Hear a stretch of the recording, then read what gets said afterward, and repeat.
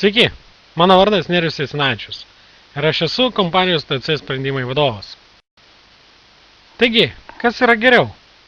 Užsakinėti daugiau, siekiant išvengti pardavimų praradimų? Ar užsakinėti mažiau, siekiant neužšaldyti lėšų atsargose? Siekdami užtikrinti, kad reikiamos prekės yra reikiamų metu reikiamoje vietoje, mes darome prognozes. Nebejoju, kad jūsų prognozavimo sugebėjimai ir patirtis nėra prasti. Tačiau prognozės ne visada būna tikslios. Prognozės paklaida būna dvejopa. Jeigu prognozė per daug optimistinė, mes turime per daug atsargų, turime daryti išpardavimus ir mūsų marža mažėja. Jeigu mūsų prognozė buvo per daug pesimistinė, tuomet pas mus trūksta einamų prekių, turime prarastus pardavimus ir mažėjantį pelną. Ar jūs dažnai susidurite su situacija, kuomet dalies prekių pardavimai mažesni nei tikėtasi, todėl jūsų atsargos yra per didelės, bet klientai jų vis tiek neperka ir jūs negalite jų paskatinti pirkti. Todėl užšaldomos apyvartinės lėšos bei užimtos lentynos. Prekės guli lentynose ir nėra parduodamos. Tuomet reikia laukti, kol jos bus išparduotos, arba turime daryti prekių išpardavimus su nuolaida.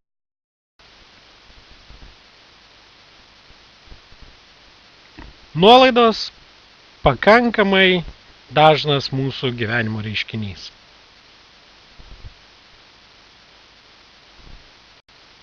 Tačiau tuo pat metu mes susidurėm ir su kita situacija, kuomet dalies prekių pardavimai didesni nei tikėtasi, todėl trūksta prekių ir prarandame pardavimus dabar. Ir klientai nepatenkinti, o nepatenkinti klientai eina pirkti kitur. Ir mes prarandame tuos klientus, praradę klientus, mes prarandame ateities pardavimus. Tikriausiai dažnai tenka susidurti su tuščiomis lentynomis.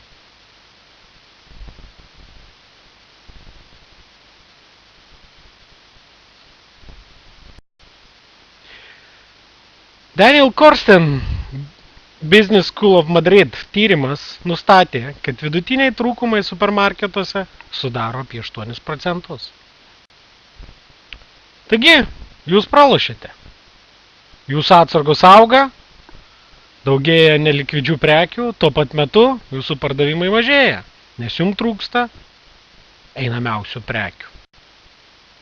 Ir jūs ne vieninteliai. Daugelis kompanijų susiduria su mūsų sistema leis jums sumažinti atsargas ir išlaisvinti apyvartinės lėšas, sumažinti prekių trūkumus ir padidinti pardavimus, pagerinti atsargų apyvartumą ir pagerinti investuoto kapitalo grąžą.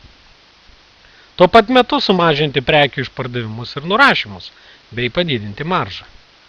Veiklos sąnaudos išliks tokios pačios. Ir, kas svarbiausia, rezultatus galima pasiekti labai greitai. Pirmie apčiuopiami rezultatai greičiau negu per 3 mėnesius. Kompanijos įsidiegusios šitą metodiką per trumpą laiką trūkumų sumažino 90%, pardavimus išaugino iki 15%, pelnas padvigubėja. Netikite? Per daug gerai skamba, kad tai būtų tiesa? Susitikime. Pasikalbėkime. Tokie rezultatai tikrai verti bent valandos jūsų laiko, kad pasišnekėt.